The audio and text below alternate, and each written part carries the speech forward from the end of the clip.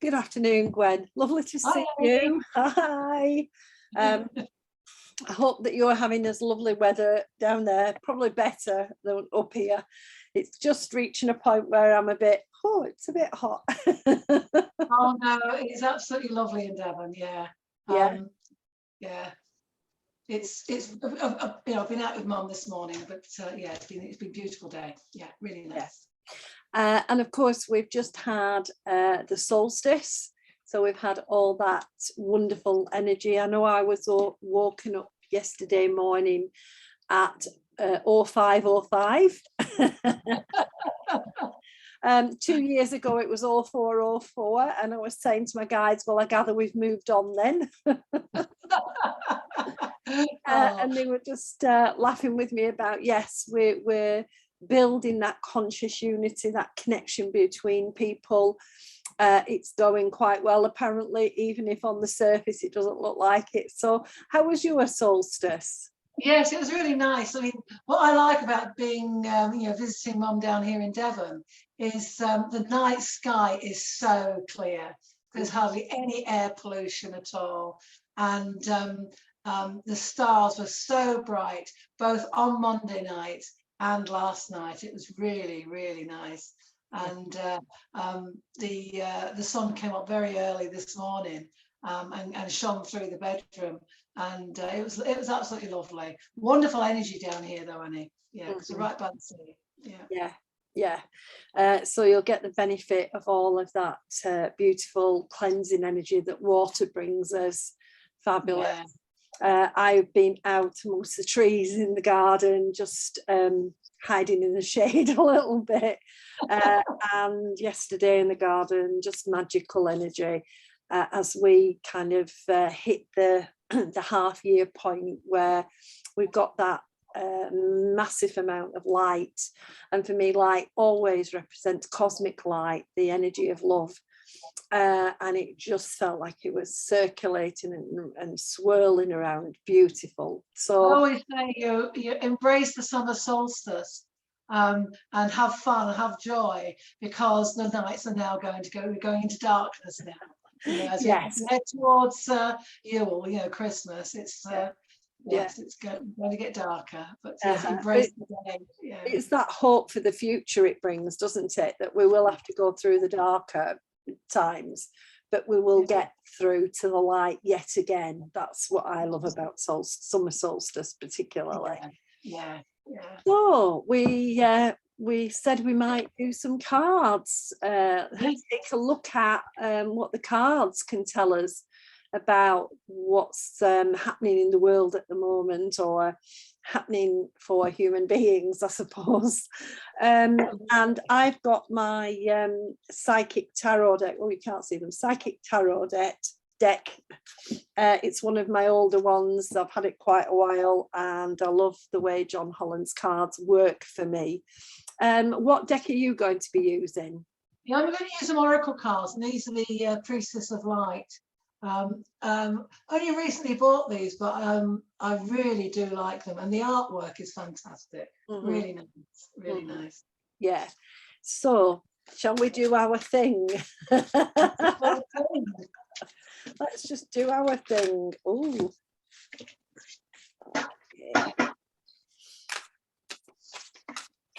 Okay. I'm feeling like I need to normally I usually do 3. I usually do past, present and future, but I'm thinking today like I might need to do 4. Well, I was thinking of doing the 5. If we're looking at the world, we can see what's past influenced it and what. So I might do my 5 spread.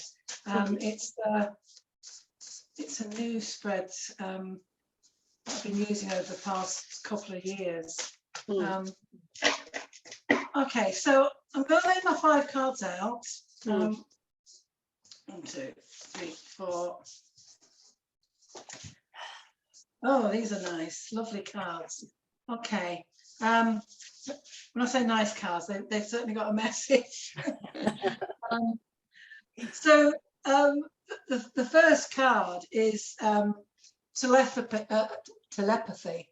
Can you see that? Okay. Yeah, I can, yeah. And that's all about perception and communication, but it's more about thinking of how minds work together, not necessarily having to actually communicate, but just the knowing. And what I like about this card is she carries the wolf by the side of her, you know, these are the priestess cards. She carries the wolf by the side of her as her guide, and she has her strong staff in her hand. So what I'm getting from this, with it being the very first card, is that I think it's saying that people have been thinking exactly the same thing at the same time, but not necessarily communicating their thoughts together as a group. Okay, but it's still, but they're still wanting to hold their power, so therefore they're not really wanting to communicate with others. They want to hold on to that thought. It resonates really with the next card, which is about having idyllic time. So by keeping things to yourself, you keep things good for yourself, but you're not necessarily thinking of other people. And with this card, it's about searching for paradise. There's actually a butterfly in it as well. And for me, that's a sign of transformation. So maybe I feel this is more the moving on card. And it's about time we looked for, well, I want to say the Garden of Eden, looking for peace and tranquility here on earth, which we all love. But unfortunately, there is this card. Okay, so this is the loss and the lack card. And this is where fear comes in. It's the actual fear and feeling victimized, therefore trying to protect your own rather than look at working together. There is the owl on the card. It's very, very faint though, and I do feel that's looking at, you know, I always think the wise old owl, so it's the wisdom that comes with this card. And maybe, you know, people really need to start thinking out of the box more, working together, forgetting the fear they have or the security they have around them, that maybe is causing them to be squished and squashed and victimized. Yeah, I'm certainly feeling the fear in that card. Now, my fourth card is really what the universe is probably telling us what to do, and it's sacred purpose. It is about others thinking about their purpose. We've already said that we're looking for the Garden of Eden in this card, but we're fearing working with anybody else to achieve it. This one is saying, you know, go with purpose. You know, look at your ancestors. How did they achieve what they achieved? And you know, let's go and shine this eternal flame together. Wonderful. The final card, which is obviously the destiny of the beginning, as I like to put it, the beginning card, and that is twin flames. My goodness me. And that is all about, I mean, it's beautiful. It's got a beautiful tiger on it. Look at that. Yes. And the twin flames. And that is about finding your soul partner, your eternal connection. And that's like the ultimate, isn't it? You know, step out of the fear, work together, and, you know, this, you know, things will work so much easier. You know, straight away, I'm thinking of how Europe are trying to work with Ukraine at the moment, and embracing them into, you know, trying to, you know, bring them into the EU to all work together. But, you know, I'm sending this message out to Putin as well, in a way, because he needs to embrace, you know, it all. And, you know, let's, you know, come away from the fear, you know. And I do think that's where he's lying at the moment. I didn't mean to be too political there, but it just came with that, the soul partner card at the end. Mm-hmm. You know, we are trying to bring nations together for a sole purpose. Mm. Yes. I think that's all I've got, Annie. But I just, you know, I love the way the cards just fell then. Yeah, and I think it is the final card. Yeah.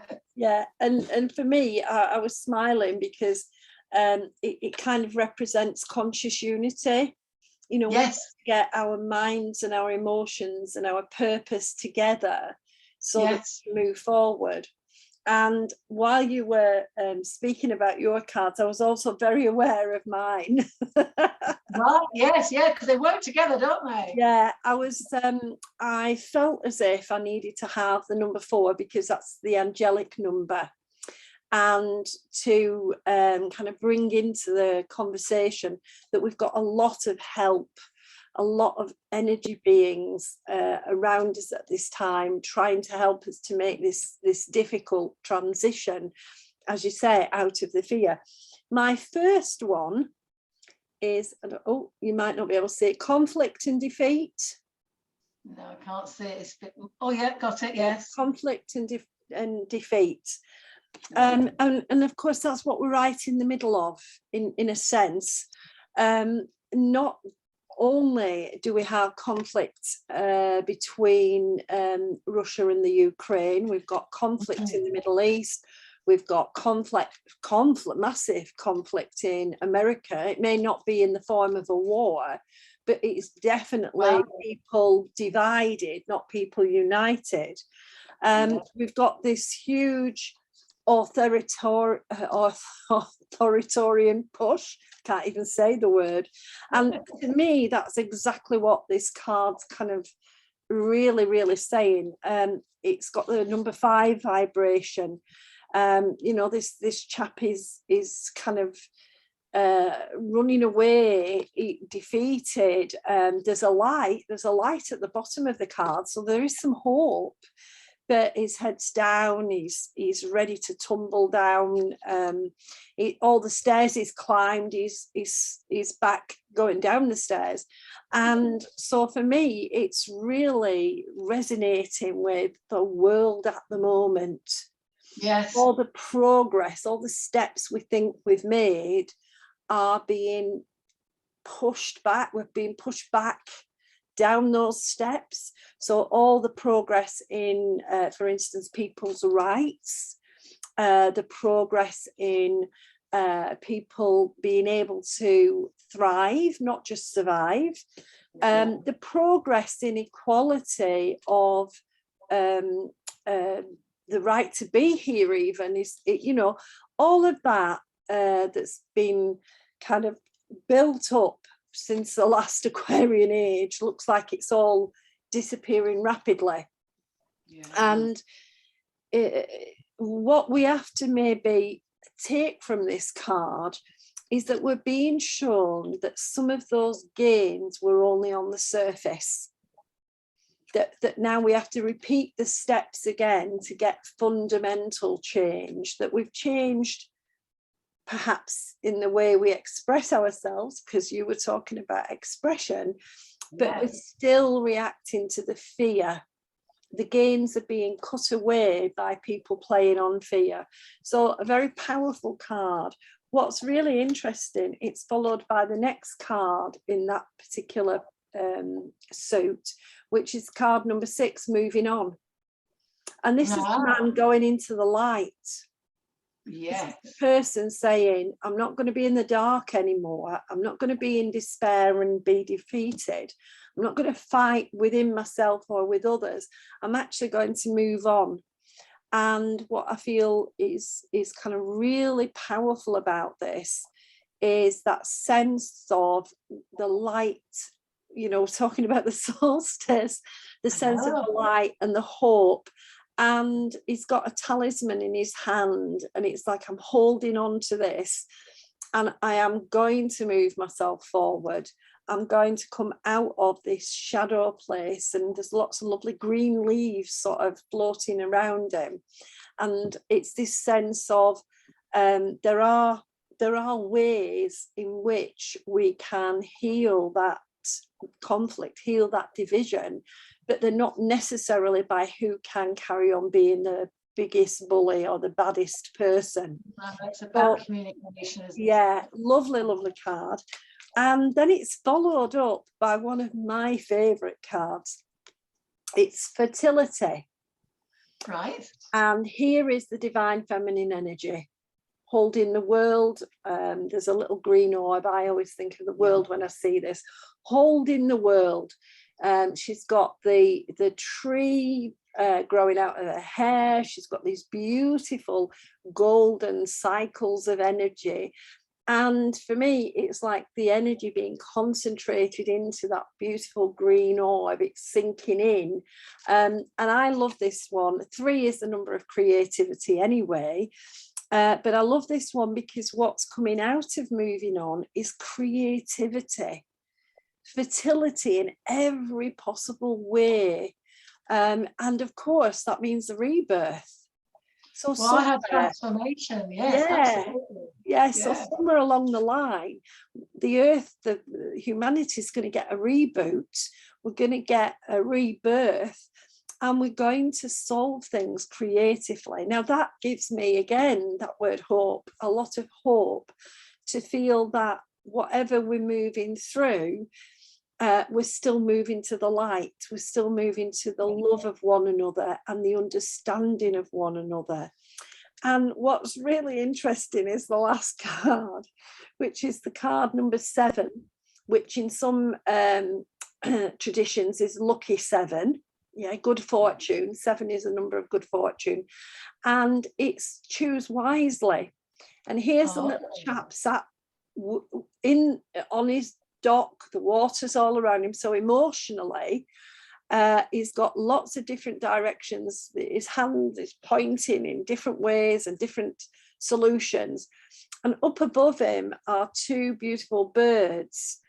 The sunlight's up at the top, and these 2 beautiful birds are showing him the overview.